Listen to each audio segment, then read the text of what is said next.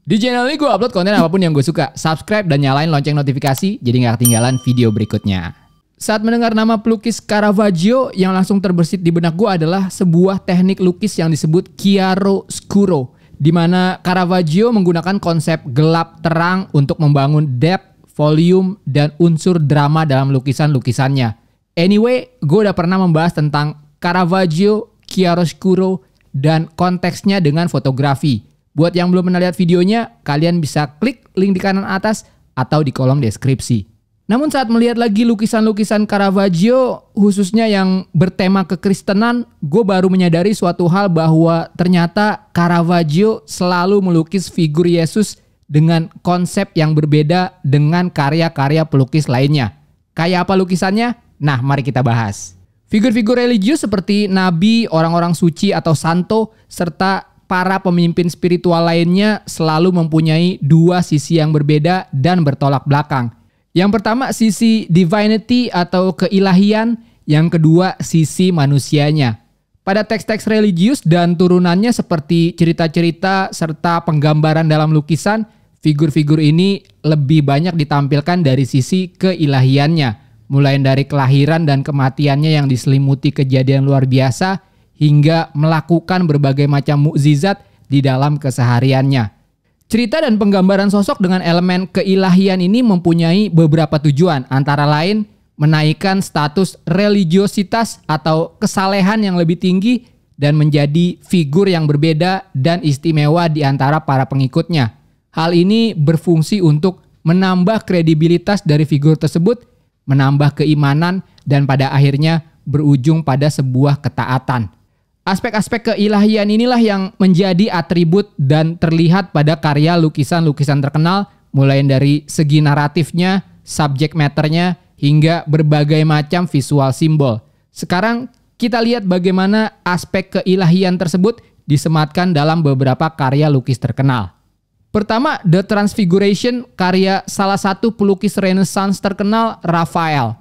The Transfiguration menggambarkan salah satu event di mana Yesus mengajak 3 muridnya, Peter, James, dan John, ke sebuah gunung dan mereka melihat figur Yesus yang berbeda dan telah bertransfigurasi.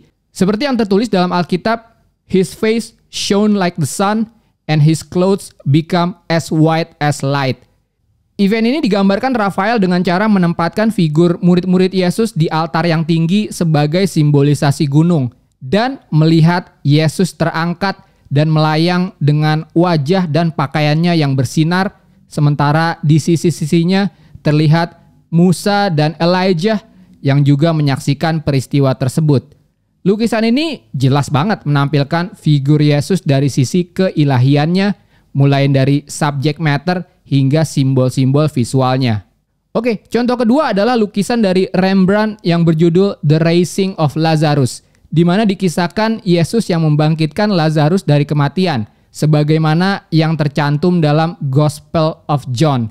Dalam lukisan ini kita bisa melihat sisi divinity atau keilahian Yesus yang melakukan mukjizatnya. Secara visual terlihat gesture Yesus yang mengangkat tangan dan memanggil Lazarus bangkit dari kematiannya. Visual ini menggambarkan sebuah kuasa yang dimiliki Yesus sebagai figur ilahi.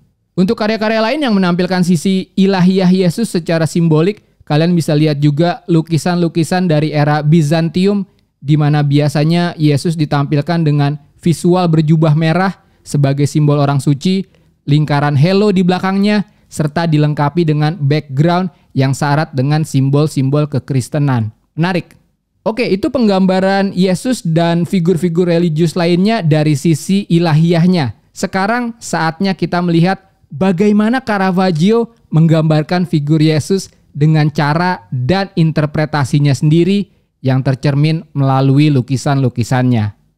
Yang pertama, lukisan The Calling of Saint Matthew yang menceritakan tentang Matthew, seorang pengumpul pajak yang ditunjuk oleh Yesus untuk menjadi muridnya.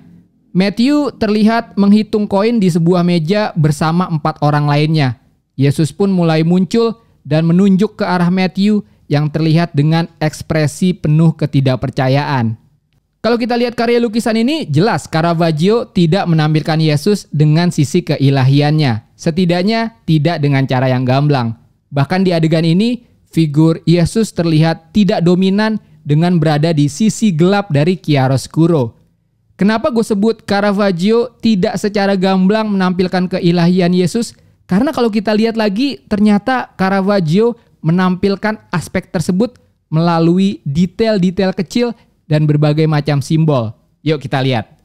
Pertama, lihat bagaimana Caravaggio tetap menampilkan Yesus dengan atribut jubah merah atau vermilion walaupun hanya terlihat di bagian tangannya aja.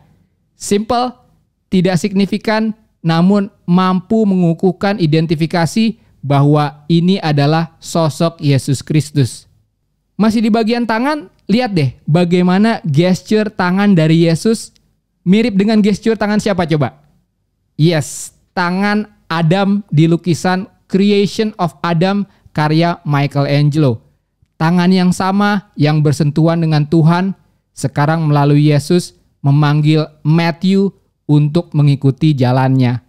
Lalu lihat bagaimana Caravaggio melalui teknik chiaroscuro menampilkan efek lighting yang datang dari arah Yesus muncul dan langsung meng-highlight kepada sosok Saint Matthew. Seolah-olah ingin mengomunikasikan bahwa cahaya ilahiyah telah datang dan memanggil Saint Matthew. Sesuai dengan judul lukisannya, The Calling of Saint Matthew. Yuk kita lihat lagi karya Caravaggio lainnya. Lukisan ini berjudul Supper at Emmaus yang menceritakan tentang penampakan Yesus setelah momen kebangkitannya. Yesus bersama 3 orang pengikutnya duduk di sebuah meja makan dengan hidangan yang sederhana dan ala kadarnya. Yesus duduk di tengah dan menjadi focal point penting dari lukisan ini. Sementara ketiga pengikutnya terlihat dengan ekspresi wajah yang terpesona dan penuh kekaguman. Tidak ada simbol keilahian di lukisan ini selain dari Yesus yang mengenakan jubah merah vermilion, tangan yang memberi berkat, serta tubuh dan wajah yang disinari cahaya terang. Walaupun kalau kita lihat lagi, bayangan kepala salah satu murid di sebelah kanan Yesus seolah-olah nampak seperti lingkaran halo yang biasanya menjadi atribut penggambaran orang-orang suci. Sekali lagi, Caravaggio berhasil menampilkan figur Yesus dalam situasi keseharian, dekat, sederhana, namun penuh makna. Menariknya ada 2 versi lukisan Supper at Emmaus yang dibuat oleh Caravaggio. Yang pertama yang baru aja kita bahas, di mana simbol-simbol divinity Yesus masih terlihat walaupun secara subtle. Yang kedua dilukis 5 tahun setelahnya di Milan, di mana Caravaggio menghilangkan semua elemen keilahian dan lebih memperlihatkan Yesus di sebuah setting makan malam sederhana, natural, namun lebih dramatis. Chiaroscuro terlihat semakin kental dengan bagian gelap terang yang hadir dengan kontras yang tinggi, warna-warna yang hampir desaturate. Sebuah lukisan yang lebih menempatkan figur Yesus di konteks kehadiran, bukan keajaiban. Wow. Lukisan Caravaggio terakhir yang paling gue suka adalah The Incredulity of Saint Thomas yang menceritakan tentang salah satu murid Yesus bernama Thomas yang tidak melihat kehadiran Yesus setelah kebangkitannya. Dan oleh karena itu, ia meragukan tentang kejadian tersebut dan berkata, "Unless I see the nail marks in his hands and put my finger where the nails were and put my hands into his side, I will not believe it." Beberapa saat kemudian, Yesus pun menampakkan diri, meminta Thomas untuk menyentuhnya, dan berhenti untuk meragukannya. Lukisan karya Caravaggio ini secara gamblang mendemonstrasikan kejadian di mana pada akhirnya Thomas tidak lagi meragukan kebangkitan dari Yesus. Terlihat tangannya yang dibimbing oleh tangan Yesus untuk menyentuh lukanya sebagaimana Thomas pernah menginginkannya. Caravaggio secara naratif menampilkan 2 sisi Yesus sebagai manusia dan sebagai figur keilahian. Lihat bagaimana Thomas yang sebagian porsi tubuhnya diselimuti bagian gelap sebagai sebuah simbol keraguan dan bagian yang dekat dengan tubuh Yesus terlihat bersinar sebagai sebuah simbol kepercayaan dan pulihnya sebuah keimanan.